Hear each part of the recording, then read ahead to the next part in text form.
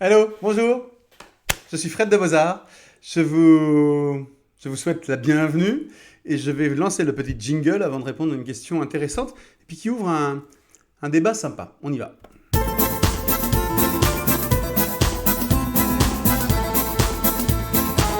En fait, je sais pas quoi faire pendant le jingle. Il faudrait qu'il y ait un machin qui tourne. J'avais fait une animation avant, mais c'était un peu chiant.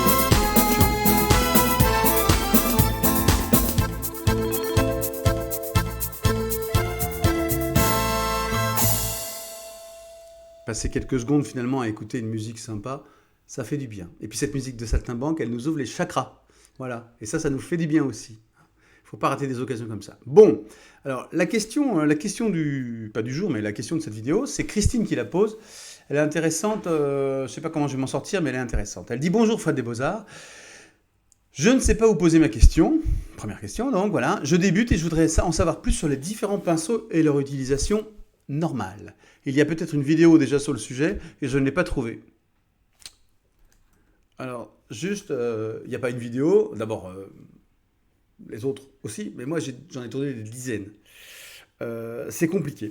C'est compliqué parce que, comme je réponds à chacune des questions et que vous êtes tous des nouveaux entrants, des anciens, etc. Alors il y a ceux qui ont vu, il y a ceux qui n'ont pas vu, il y a ceux qui m'ont suivi depuis le début et qui en ont marre, qui se sont tirés. Il y a ceux qui arrivent, qui se disent: ouah, et en plus, il y a plein de vidéos de partout. Il y en a de partout, partout, partout, partout. Il y en a, je sais plus, sur beaux-arts.fr, il y en a plus de 600. Sur YouTube, on doit être à 900, ou je ne sais même pas si on n'a pas dépassé les 1000. Sur Cours Beaux-Arts, bah, il y en a partout.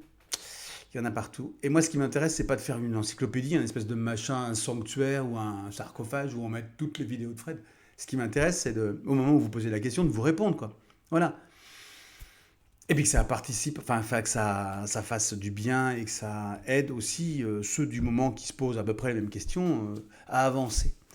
Voilà. Bon, donc, mais oui, alors par exemple sur cette question-là, sur les pinceaux, j'ai déjà répondu 150 fois. J'ai pas le temps, ça c'est certain, d'aller te mettre les liens qui vont bien sur les vidéos qui parlent des pinceaux, etc.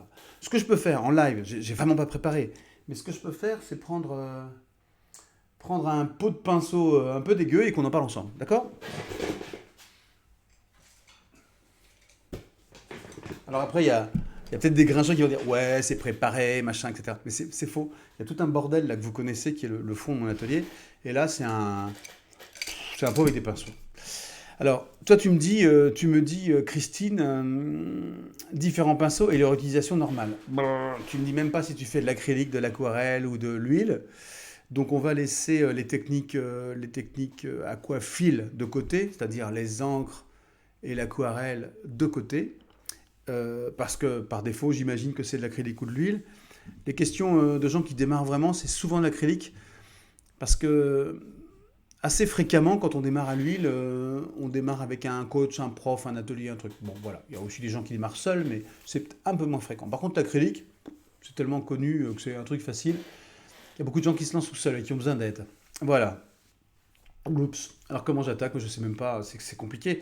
Euh, il y a deux grands types de pinceaux, si tu veux. Alors ils sont immondes, ils sont oubliés, hein. Bon. Il y a deux grands types de pinceaux. Il y a les pinceaux en soie de porc. Vous savez, les trucs blancs qui grattent là. C'est de la soie de porc. C'est des poils de cochon, quoi. Voilà, la soie de porc, et avec un usage particulier dont on va parler. Et puis il y a les pinceaux synthétiques, plutôt en poils polyamide, tu vois, donc ça veut dire tout et rien. Et c'est des pinceaux qui sont souples, plutôt souples, avec plusieurs couleurs. Et il y a une convention dans les pinceaux, c'est que plus les poils, regardez pas la qualité des pinceaux, parce que je les entretiens très mal, mais plus les poils sont foncés, plus c'est raide, d'accord? Et plus ils sont clairs, et plus c'est mou. Donc ça, c'est déjà intéressant.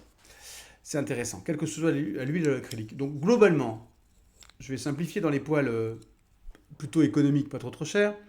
Tu as de la soie de porc, tu as du polyamide doux et du polyamide dur.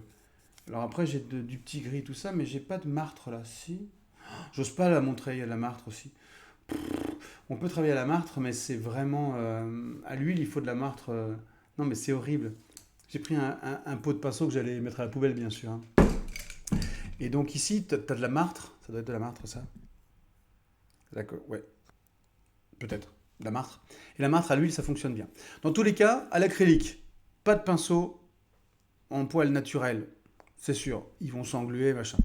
Sauf la soie de porc qui sert pour tout, mais voilà, pas de martre, pas de petit gris, pas de tout ça. Vraiment pas.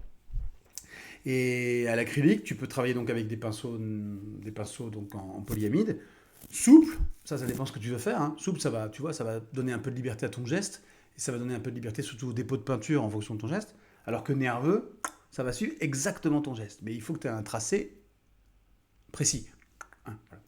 Et quant à la soie de porc, alors, les spécialistes qui regardent mes vidéos vont encore m'insulter, mais la soie de porc, pour moi, c'est un truc, c'est presque intermédiaire entre un pinceau et un couteau, c'est-à-dire que ça laisse des traces. Ça permet d'avoir un travail très, très énergique sur la toile, et ça laisse des traces. Alors que si vous ne voulez pas laisser de traces, il faut prendre des poils souples. D'accord? Donc, mais tu vois, cette question, les réponses sont infinies. Donc voilà les usages. Après, on pourrait se refaire une vidéo où je peux en parler rapidement, mais sur les formes. Mais je n'ai pas préparé, donc c'est abominable. Ça, tu vois, c'est une brosse. C'est une brosse. Euh,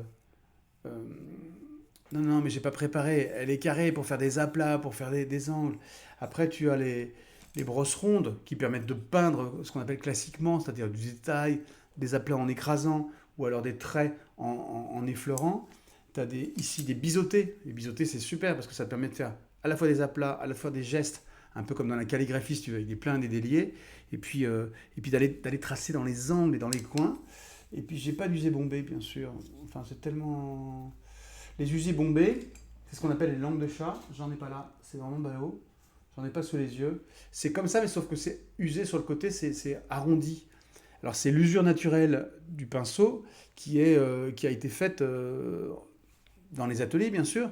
Et c'est usé bombé ou langue de chat. Et ça permet de travailler par petites touches et par estompes douces, douces, douces. Ça permet un travail très régulier. Les glacis, par exemple, pour les glacis, tu travailles avec ça. Plutôt à l'huile, mais bon, on peut travailler aussi à l'acrylique. Si je ne reçois pas 250 insultes pour cette introduction au pinceau. Par contre, posez-moi des questions précises sur les pinceaux, il n'y a pas de problème, j'y répondrai one to one. Il n'y a aucun souci. Par contre, tu dois aussi savoir, Christine, que j'ai une collection de vidéos sur les pinceaux. Donc si tu tapes Fred de Beaux-Arts pinceau ou un truc comme ça sur YouTube, sur Google, tu vas trouver pas mal de choses. Et sur Cours Beaux-Arts aussi, j'ai tourné avec des artistes spécialisés, aquarelle, acrylique et huile, et là qui peuvent donner aussi des conseils académiques sur l'usage des pinceaux. Voilà. Bon, j'espère que ça a au moins fait sauter un peu un verrou. C'est très très complexe en fait l'univers d'un pinceau. C'est surtout très très personnel. C'est-à-dire que tu vas t'approprier toi-même ta marque, ta dureté et ta forme, et puis ça sera ton truc à toi, quoi.